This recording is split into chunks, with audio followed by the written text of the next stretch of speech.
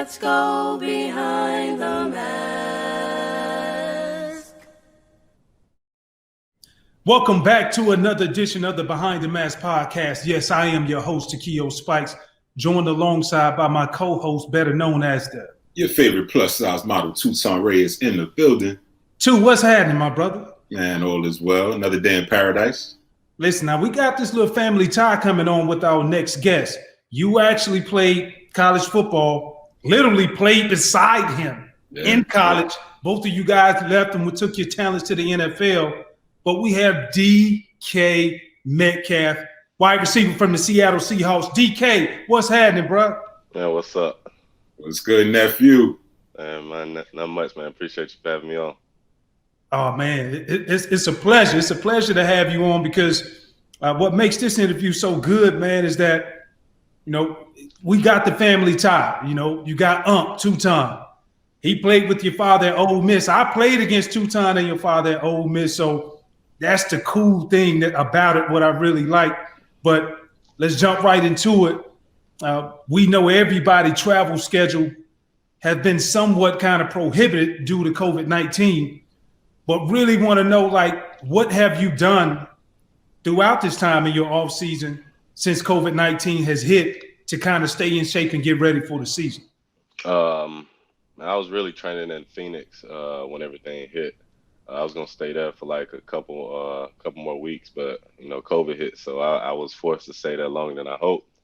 So I was out there just training, just trying to stay in shape, and I got tired of that, so I came back up to Seattle, started training with Bobby now, and starting to get ready for the season, training with Russ here and there.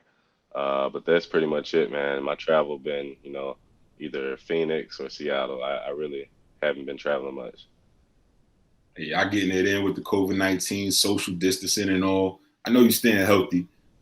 D. Smith, NFLPA president, he had a little something to say about you training with Russell Wilson, man. What was that about? Man, they said, everybody been training together. They've been posting it too, but I guess, we look too good on camera. They said, we're gonna have to pipe y'all down a little bit, just start abiding by the social distancing rules, and you can't be training as a team right now. Yeah, and that's a big adjustment when you look at it, bro. Because at the end of the day, you are going to be judged during game time. When the lights come on, everybody is looking, you're going to be judged, regardless of whatever the circumstances were before you got there. So, with knowing that, what has been the biggest adjustment for you, not just during this COVID-19 period, but you got a year up under your belt already. What has been the biggest adjustment for you since coming into the NFL?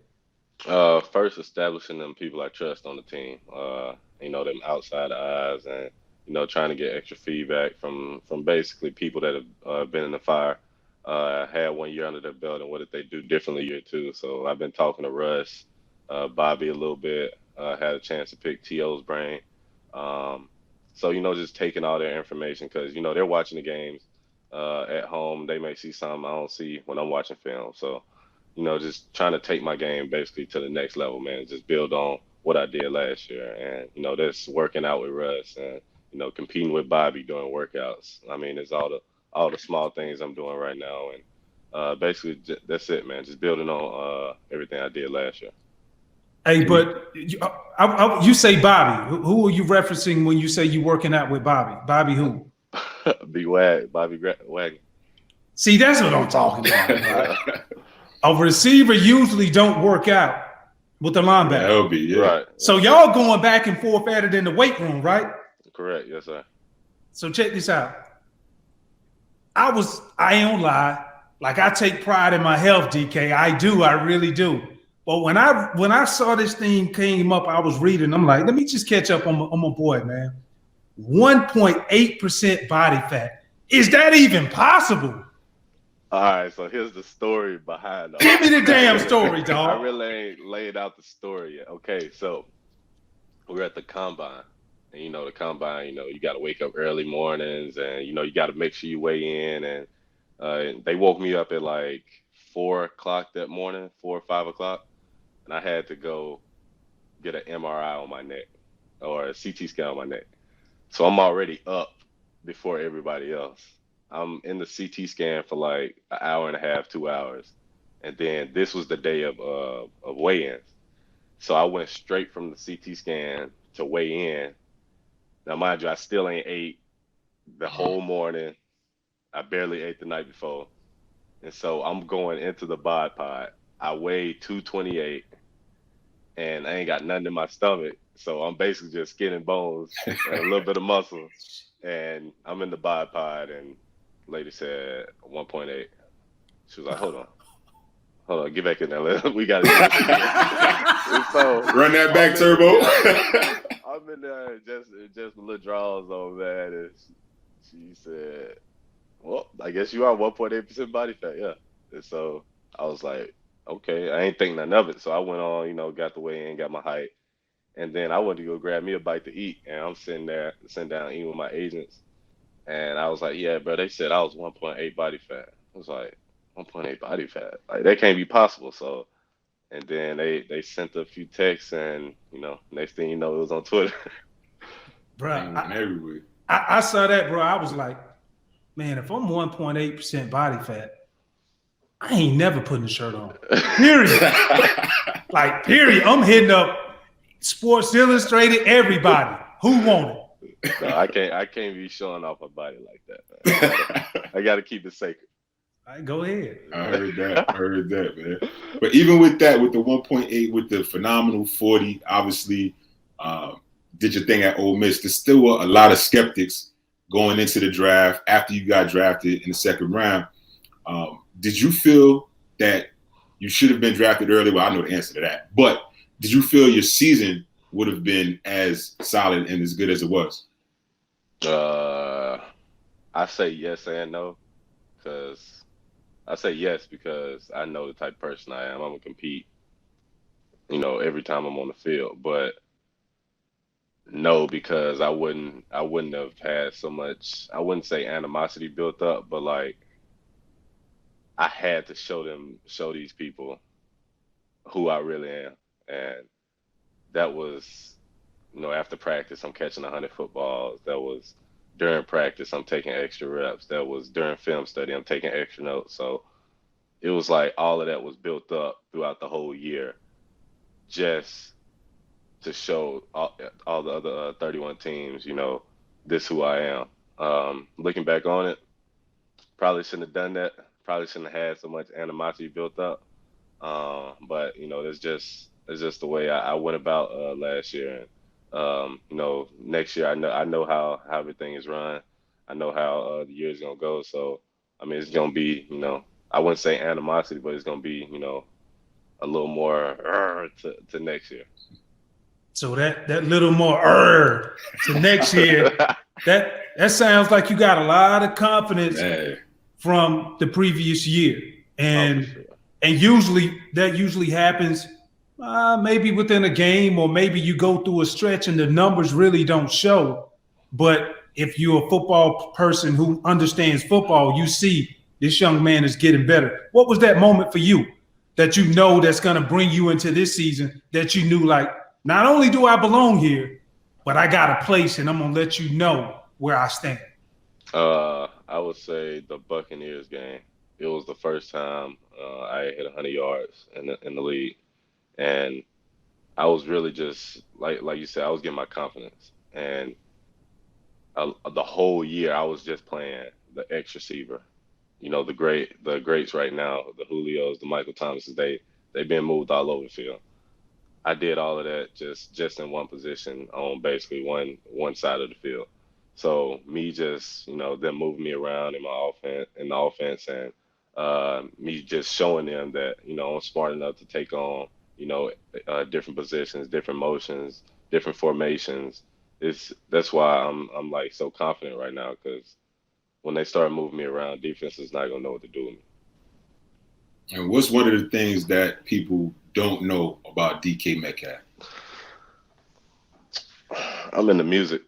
If What music? What part? You like to write? You produce, or what? Yeah. Oh, I like to write music. I mean, we got a song coming out tomorrow.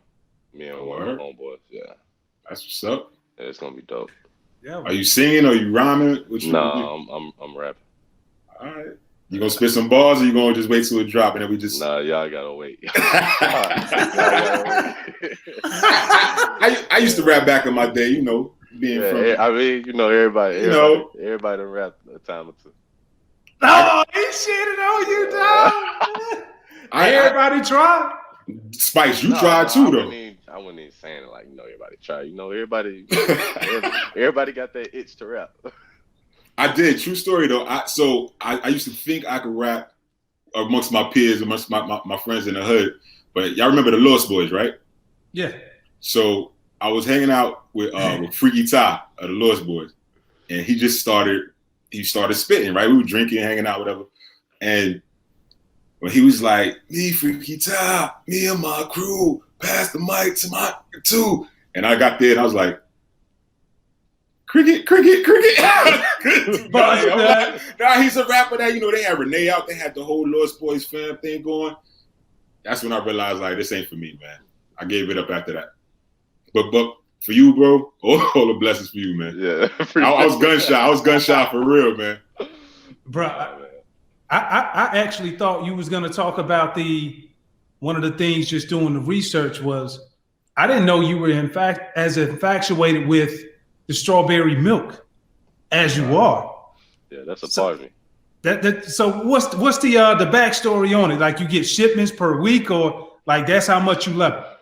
Yeah, I got a shipment yesterday. They sent me 2 packs of 12 once a week. But I was in college, freshman in college. Yeah. Everybody go through a little breakup every now and then. Yeah, I was having a little hard time sleeping. So went to a little dough quick down the street. I was like, strawberry milk. I ain't never had that before, so I'm gonna try it.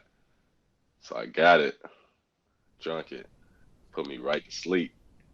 So now in my head, every time I get sleepy or every time I'm up late, like 2, 1 o'clock in the morning, I'm headed to the double quick to get a strawberry milk. This started to happen almost every night. So in my mind, I'm thinking like, all right, only way I can go to sleep is if I drink strawberry milk. I start posting it. Then I moved into a house my sophomore year, and it's, how people, decorate their kitchen and, there's wine bottles all at the top. Yep. Mine is filled with strawberry milk bottles all at the top going around. Like I record a video, I'm tagging Nesquik. They hit me up in my DMs like a few months later saying, man, we thank you for being such a big fan. I was like, yeah, appreciate it, man. Let me know if y'all can send me some free strawberry milk so I ain't got to keep going to double quick to get some strawberry milk. They looked into it. I was like, no, we can't do it, man. You're a college athlete. But, in the meantime, we'll keep in touch with you. So, I leave college and, my marketing team, they hit them up and we got a big Nesquik deal going. I got a Nesquik refrigerator in my hallway right now. Nice. Like I said, I got a shipment yesterday, so I just drank one last night. So yeah, it's just I like it. I like it a lot, and it's just become a part of me. So, bro, so basically, what you're saying, you got the deal. So every night before you go to bed, you indulge into a strawberry milk from Nesquik. Got to get things. I like the strategy though. Got a good thing. Yeah, it is. Let me ask you this: how surreal was it? Your dad, Terrence, went to Ole Miss, went on to the NFL. You followed his footsteps. You went to Ole Miss. Now you're doing your thing in the NFL. How surreal was that? To be honest, it ain't hit me yet. I still feel like I'm not even in the NFL. As crazy as that sounds, like when I got drafted, it was a relief, but it still feels like I'm just a kid having fun right now, man. And I ain't trying to let that change, for nothing. It was a blessing that my dad got to play in the league. A blessing that he's getting to see his son play in the league. But the feeling is like numb right now. Like I can't tell you how I feel because I have no feeling about being in the NFL. I just feel like a kid. What was one of the best moments for you when you were at Ole Miss? I would say like the atmosphere, because I grew up in Oxford, so I'm 10 minutes down the street from where I grew up. But like when I got there, that feeling didn't change. Like I'm still at home. I never, was at my mom and them house, but I felt so at home at Ole Miss, and then having AJ there, we working out, we know we had to accomplish while we were there. The football games, even though we didn't win as many games, the atmosphere was still great there. The coaches, like the whole college experience. It was just a good feeling, man, just being at Ole Miss. I tell you a quick story about your dad. He was my roommate in college, and when I was my senior year, it was his junior year, and he told me we were sitting in the living room, and I was kind of nervous about making it to the next level, and Metcalf was like, "Too, man, what you worried about? You gonna make it to the league? You going?" I was like, "Nah, I don't know. I just don't know." Big Ty Wade was there. He was a lot. And I still was skeptical, like, I don't know if I'm gonna make it. So he's the first person to actually convince me that, yeah, I had the talent to make it to the NFL. What was that moment for you when you were in college or even in the league and you like, I belong here? After I ran the 40 and everybody was so shocked at, what I did at the combine. I was like, that's all I gotta do is beat me. Then yeah, y'all gonna see something. That was it? I know you had to have some of that. Yeah. You talked about that aggression. I mean, yeah, but that's built up. It's like a ramp. This the start of it, the combine. Okay, Reggie Wayne gave me my condolences. Mike Irvin, Drake followed me. He hit me up like, bro, I can't wait to see the next chapter of your life. Like it just seemed like everybody had their attention focused on me for like 10, 30 seconds of that day. And everybody knew who I was. Everybody knew who DK Metcalf was that day. Bro, that's so cool because despite it all, you have a very humble presence about you, and I salute you on that because most times people, as they continue to go up the ladder of stardom, they sometimes forget, the humbleness that comes behind it that actually got you to the part of the ladder to where you are. Right. I want to contribute a lot of that to your parents. And what's some of the best advice that your mom and pops that they gave you to be able to instill that quiet confidence, that roar inside of you? Well, it's really the situations that I've been through. And, they've been, with me every step of the way. I broke my foot my freshman year, broke my neck my last year of college, and they were there with me. And only thing I could think of, my pop saying, just continue to work hard. That's the foundation of my life, is just working hard. And my mama son, just be yourself and be different, because I got it. All right, so when I was younger, I got in trouble at school for trying to follow these other kids. So my pops was like, man, what you following them kids for, man? You be you. You different. Don't be like nobody else. So that's like on replay in the back of my mind. Anytime I do something, like I'm not trying to follow the next man. I'm trying to set my own trend. I'm trying to do me, and have other people follow me instead of the other way around. So those really the two things that stick out in my mind that my parents always taught me: be different and work hard. I know my rookie year, it was imperative that when you walked inside of that locker room, those vets, they bring you close. It wasn't so much for leadership at the time, but it was more so like, look, man, this is what we expect out of you before you even make a play. I need the goddamn donuts. I need them every Friday. I need breakfast every morning, depending on what position. So what I want to know is, what was that moment for you that you went through and you was like, damn, even after you had that good game, that was at the beginning, midway through the season with Tampa, that you knew, like, you know what? I still have the rookie card on me, regardless of however I perform. I'm still a rookie. What was that moment for you? I didn't have one.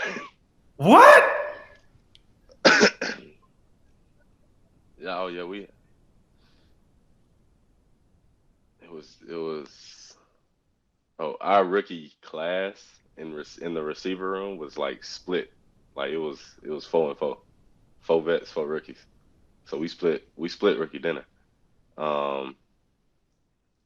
Yeah. I was a second round rookie.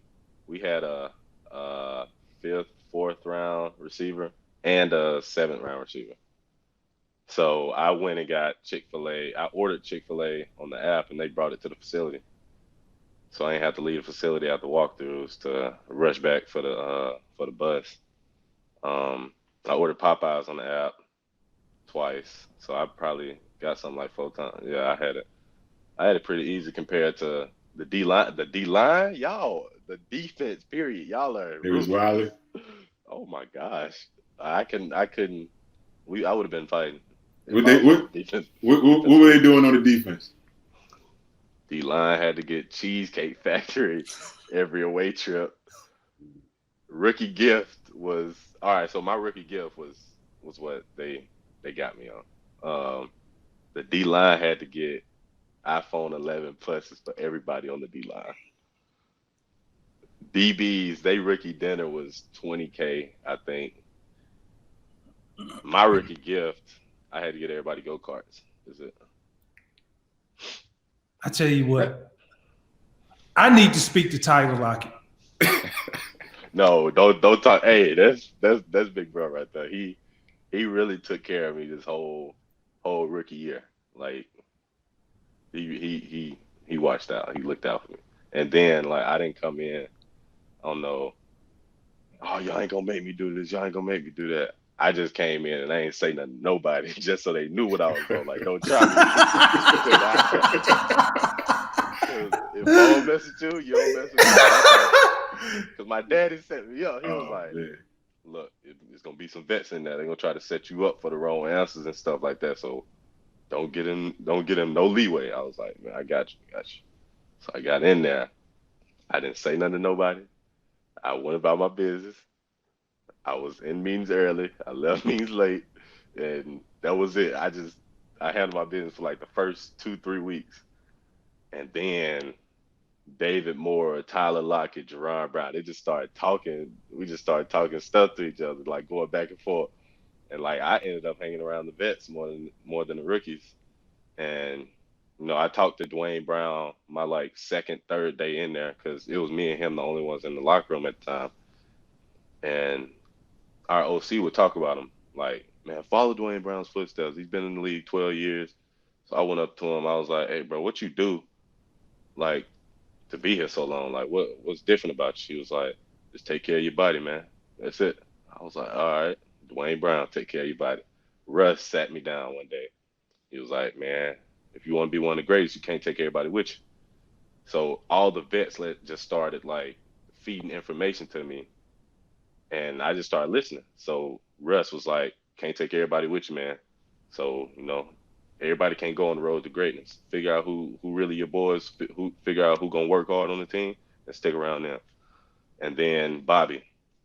So my second practice in OTAs, they threw a deep ball to me. Shaq knocked it down. And one of the linebackers was talking stuff like he did something. And so I ain't hear what he said specific, but I knew he was talking to me. So right. I walked back. I'm like, hey, bro, don't talk to me like that. I'm a grown man. You don't say nothing to me. And then he trying to fight me. So I grabbed him and I mushed his face. And then everybody started to break it up. And so after that practice, Bobby came up to me. He was like, hey, the greats, they job back every time. And that's all he said to me. So I'm like, all right. So everybody know not to try me. And they already feed me information. So, I mean, I just had it good. Yeah, you were lucky, man. Yeah, because we all compared to everybody else. Yeah, I know I was blessed. Yeah, man. And Spikes had some stories. I know I had a ton of stories. So what you gonna do this year when the rookies coming behind you? You gonna be cool with them, or you gonna run them through the ringer? I don't know. They said I'm a rookie until the third game of the right? season. Yeah. No, I ain't. I'm a show love. I got to. I got to show on the ropes, the good way, and not the bad way. See, but I think that's a testament to just the culture that Coach Pete Carroll that he implemented.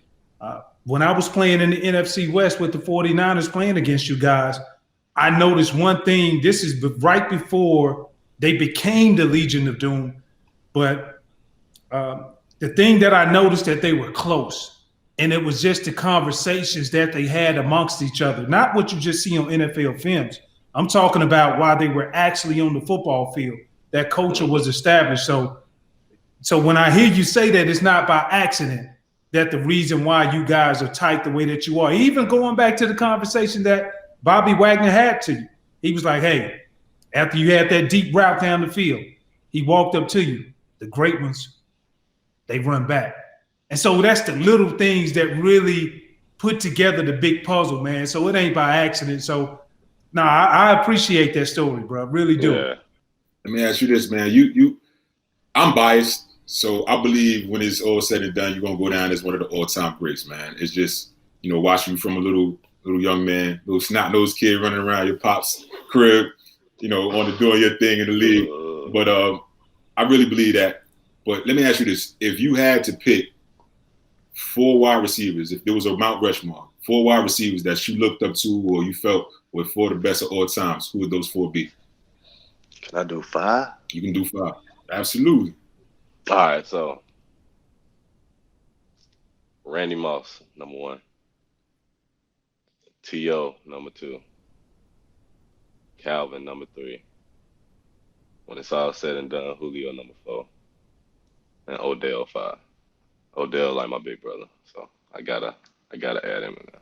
But Julio, Calvin Johnson, when it's all said and done, they're gonna be right up there.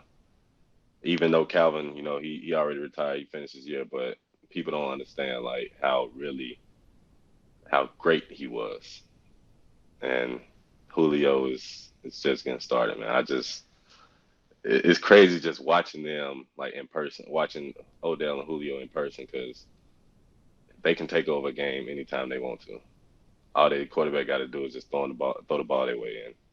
It could be over just like that. So that was really the cool part of being like a rookie and hearing about or seeing the highlights after we played on Saturdays or the Sunday games, and just watching it Sunday on the sideline, like how Julio worked and how Odell worked during the game. That was one of the crazy parts of my rookie year. Go ahead, too. No, did you ever feel like, you know what, I'm on the field with Julio Jones, or I'm on the field with OBJ, I want an autograph? Oh, no, I knew, because I had talked to him previously. I knew they were going to, talk to me after the game. No, it was time to win when we stepped on the field. Sure. But after the game, for sure, I had to go say what's up to him, and get their jersey. Gotta hang it up real quick. Sure. Already, but all the guys that you mentioned, every one of them have different skill sets. So out of the guys that you mentioned, what's the one thing that you really like about every guy, that skill set that you say, you know what, I can appreciate that because that's him? And maybe you can implement it in your game, maybe you can't, but name that one thing about every guy that you really appreciate about their game. Randy Moss. He was a true deep threat early. He could run by anybody, whether it was in press or 10 yards off, and you could just throw the ball up to him. T.O., he could take a little shallow cross, break 10 tackles, take it to the crib. Same with Calvin, but Calvin was a different, monster. He was a big, aggressive monster on the field, trucking people, stiff-arming people, carrying 3 people on his back.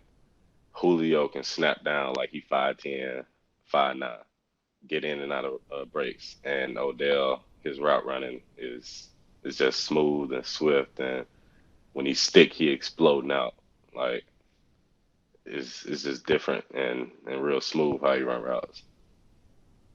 I remember I played against a few of those guys. Randy Moss, you talk about T.O., Calvin Johnson, but when you look at the reason why they're known, of course, they've done a lot of things on a consistent basis. When you look at the pedigree of their work over a consistent period of time, they also had those big moments and big games. And so now I go back and I think about you looking at your first playoff game when you played against the Eagles. You had 160 yards receiving. You went off that game, and that was for people who don't watch the teams who play on the West Coast. If you're on the East Coast, that was your way of saying, I'm here and this is where I'm supposed to be. Describe to us like that atmosphere of what you had in that game while you were playing. The playoff atmosphere. Yeah. What I kept saying after the playoffs is over is nobody makes mistakes like they do in the regular season. Everybody take care of the football. Everybody, they want to run the ball. They want to have time management. And nobody made mistakes in the playoffs. That's the one thing that stuck out to me. The Eagles turned the ball over a little bit, but they turned the ball over 5 times when we first played them. When we played them in the playoffs, they may have had one turnover, 2 turnovers. So everybody was on their P's and Q's when we played them, and you had to be about your business. You had to know what you was doing. You had to know your assignment. And I really felt some type of way because they fans was so disrespectful when we were pulling up, and I was warming up, and they fans were just talking stuff to me. So I'm like, all right, y'all, I got y'all. I just ever since I looked in the stand, they fans was talking stuff. A switch flipped in my head. It's go time now. Man, that's dope, man. You talk about fans. We had Dwayne Brown on. You spoke about him earlier. Your teammate. He said the 12s, that the atmosphere at CenturyLink is incredible, like nothing else. Have you ever seen fans outside of the 12s like that anywhere in your brief time in the NFL? No, negative. Not even close. Steelers got loud when we played them once, but everybody, all my homeboys, like Debo, when they played there, Larry, he played there a couple times. Mike Evans, when he played there, they was like, bro, them fans loud. I was like, yeah, I know the stadium get loud on them, but I'm sitting down, it's third down, and they cheering, and Demo right beside me, and we can't even have a conversation. We gotta wait till the ball snap because that's when they all get quiet. But yeah, they ridiculous with it. They real loud. All right, so technically, you're still a rookie. You got 3 games, but you're really not. So give us a little insight on what should we expect from all of the time that you put in throughout this offseason that you've been doing. Give us some insight on what should we expect from DK Metcalf in his second year. A lot of touchdowns, a lot of yards, and that's it. And we're gonna make a playoff run this year. Do you feel added pressure to help the team make a playoff run? I mean, you were a rookie, but clearly you wanted to go-to guys on that offense. Is that pressure on you now? I don't believe in pressure. Pressure's unneeded stress, and I live stress-free. I just go out there and just be me. I kind of rhyme right there. Hey, talk to me. Oh, man. That's dope, bro. That's dope. So at the end, we all are judged by our body of work. You know how some guys may have a great season here, a great season there, inconsistency. But at the end of your playing career, how do you want to be judged, or how do you want to be looked at, knowing all of the hard work that you do in private will be displayed in public on Sundays? I wrote I got a whiteboard in my room that I wake up to every morning. In the top right corner, I'm gonna be bigger than MJ, and I want to be known as one of the best athletes. Like when they be like, "Who's the greatest athlete of this millennium or of the 2000s?" DK's name got to be up there. Somebody gonna say DK name, and that's what that's what I want. First ballot Hall of Famer. I want to be remembered as one of the greats, man. And so I got a long road ahead of me. Got a lot of work to do, but I mean, I'm trying to reach for it, man. I'm trying to go. You definitely on the path. Raised right. Big shout out to Pops, to your moms, the whole family, whole Metcalf family, everybody back there in Oxford, Vegas, man. Definitely appreciate you. Raised right, man. It's a pleasure to watch you grow into the man and the player you become today, bro. Man, appreciate it. Much respect, my brother. Hey, we gonna be watching out for you. So when we sure. need that live pop in, we gonna do a pull up on you, and it may be after another game that you may have that 200-yard performance, like one of the guys who you say is awesome, like Julio. So you just make sure you pick up for us to give us a little insight. Yes, sir. All right, bro. All right, man. Appreciate it. Right on.